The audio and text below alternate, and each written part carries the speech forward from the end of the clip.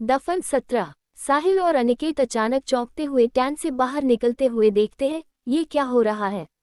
यहाँ इतना हंगामा क्यों मचा रखा है? वह देखता है कि वहाँ मजदूर, स्थानीय लोग और खुदाई स्थल के कुछ लोग आपस में बहस कर रहे हैं। कुछ मजदूर घबराए हुए दिखते हैं। अनिकेत आगे बढ़ते हुए एक मजदूर से कह रहा था, यहाँ क्या हो रहा है? ये हंगामा क्यों मचा है? मजदूर घबराए हुए स्वर में, साहब, हमें यहाँ काम नहीं करना, ये जगह ठीक नहीं है। यहाँ कुछ तो है जो हमें नहीं दिखता पर महसूस होता है। अनिकेत भावे सिकोड़ता हुआ, क्या मतलब? साफ साफ बताओ। दूसरा मजदूर डरते हुए, साहब, जब से हमने खुदाई शुरू की है अजीब अजीब घटनाएं हो रही हैं। कल रात तो एक आदमी को किसी ने पीछे से खींच लिया, पर जब पलटे तो वहां कोई नहीं था। और आज हमने। मजदूर हिचकिचाते हुए रुक जाता है। अनिकेत धैर्य से पूछता है, क्या देखा तुमने? बोलो। साहिल भी बीच में बोलते हुए, डरो मत, सच सच बताओ। मजदूर कांपते हुए कहने लगा, आज हमने खुदाई में एक ऐसा पत्थर देखा जिस पर खून के धब्बे थे। और वो पत्थर अपने आप हिल रहा था। अनिकेत और साहिल दोनों एक दूसरे को देखते हैं। अनिकेत आगे आता हुआ कहता है, यहाँ सब लोग शांत हो जाएं, मैं इस मामले की पूरी जांच करूंगा। खुदाई का काम अभी बंद कर दो। साहिल, चलो उस पत्थर को देखते हैं। साहिल और अनिकेत खुदाई स्थल की ओर बढ़ते हैं, जहां एक बड़ा सा पत्थर रखा हुआ था। उस पर वाकई धब्बे थे और स्पर्श करने में वह पत्थर अजीब सी ठंडक दे रहा था। साहिल धीमे स्वर में, सर, ये पत्थर अजीब है, क्या आपको लगता है कि ये भी किसी इंस्क्रिप्शन का हिस्सा हो सकता है? अनिकेत सोचते हुए, शायद, लेकिन इस पत्थर के साथ कुछ तो है जो इसे अलग बनाता है। हमें इसे ध्यान से देखना होगा। तभी पीछे से एक स्थानीय व्यक्ति आता है। स्थानीय व्यक्ति चिंतित स्वर में, साहब, आप लोग यहाँ क्यों आए हैं? ये जगह ठीक नहीं है। अनिकेत शांत स्वर में, तुम हमारी चिंता मत करो। अनिकेत अब पत्थर को गौर से देखता हुआ निर्णायक स्वर में कहता है, साहिल, इस पत्थर को जांच के लिए सुरक्षित रखना होगा। वैसे यहाँ कुछ तो ऐसा है जो हमें समझना होगा और सच को सामने लाना होगा। साहिल सिर हिलाते हुए, ठीक है सर। इसके बाद अनिकेत और साहिल पत्थर को एक अस्थायी शेल्टर में सुरक्षित रखने को कहते हैं। मजदूर डरते डरते उनकी बात मान लेते हैं। इसके कुछ समय बाद मजदूर और स्थानीय लोग सब जा चुके थे। चारों ओर सन्नाटा था जिसमें सिर्फ हल्की हवा की सरसराहट सुनाई दे रही थी। साहिल अनिकेत से, सर, क्या पत्थर को इस शेल्टर में रखना सुरक्षित रहेगा? लेकिन क्या आपको नहीं लगता कि इसे वापस ले जाना भी सही नहीं होगा? यहाँ के लोग तो इसे श्रापित मानते हैं। अनिकेत गंभीर लहजे में, साहिल, विज्ञान और अंधविश्वास में फर्क करना जरूरी है। हम इसे कल सुबह साथ लेकर जाएंगे। साहिल थोड़ी झिझक के साथ, ठीक है सर, लेकिन मुझे ये जगह सही नहीं लग रही। यहाँ का माहौल कुछ अलग सा है। अनिकेत हंसते हुए, साहिल, ज्यादा सोचो मत, अभी आराम करो, सुबह ताज़ा दिमाग से आगे की प्लानिंग करेंगे। फिर दोनों पास के एक अस्थायी टेंट में चले जाते हैं। लेकिन शेल्टर में रखे पत्थर पर हल्की सी धुंध जमा होने लगती है, जैसे पत्थर के चारों ओर कोई अज्ञात ऊर्जा हो। देर दोपहर के समय काशी के खुदाई स्थल पर गहरी खामोशी छाई हुई थी।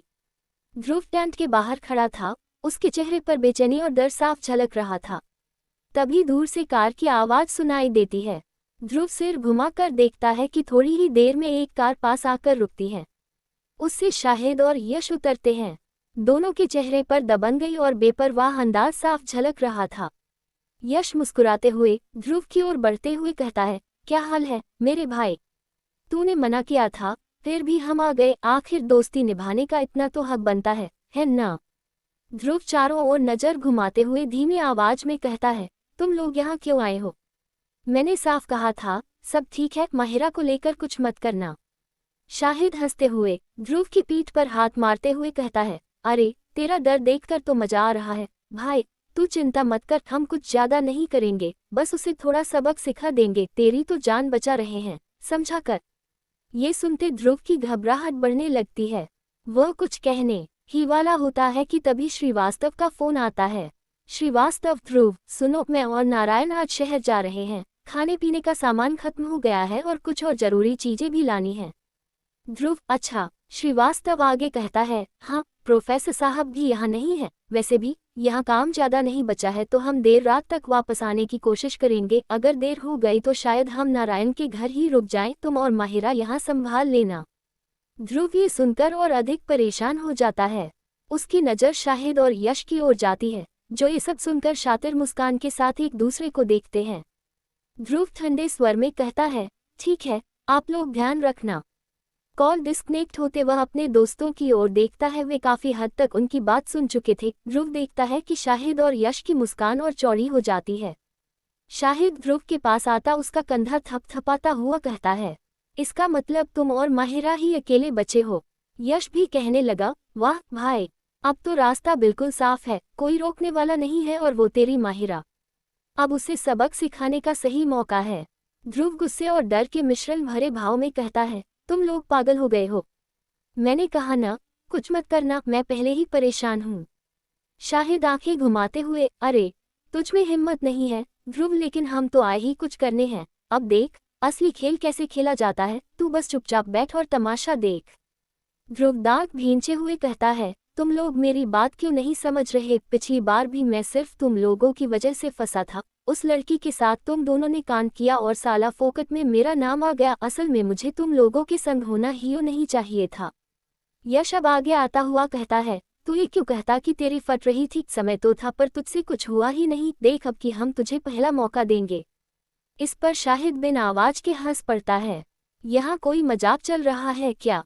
माहिरा मीशा नहीं है जिसके साथ तुम लोगों ने कांड किया था। वो तो चुपचाप सुसाइड करके सारा सच अपने साथ ले गई, पर ये माहिरा है। और तुम भूल रहे हो, जब उसी दिन में तुम लोगों ने मीशा को फॉलो किया था तब उस बात की पहली गवाह माहिरा ही थी। बस फालतू में मेरा नाम चला गया।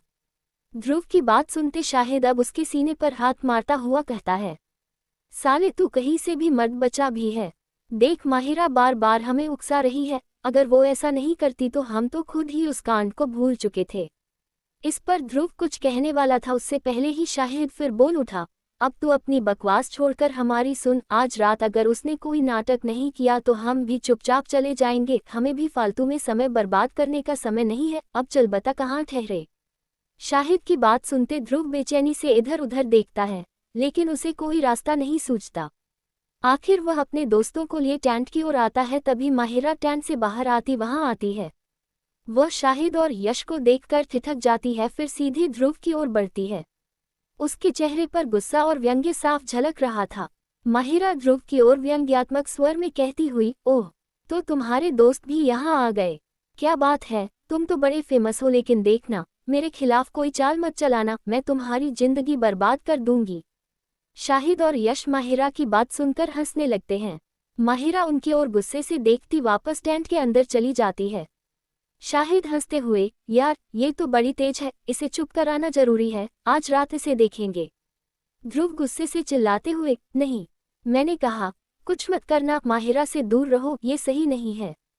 शाहिद शातिर मुस्कान के साथ, ध्रुव अब ये हमारे हाथ में है, तू टेंशन मत ले, सब बढ़िया रहेगा। ध्रुव बेबस होकर वहीं खड़ा रह जाता है। उसका दिल दहशत और गुस्से से भर जाता है। कहानी आगे जारी रहेगी। कहानी पसंद आने पर लाइक करें, सब्सक्राइब करें और मित्रों से साझा करना बिल्कुल न भूलें। धन्यवाद।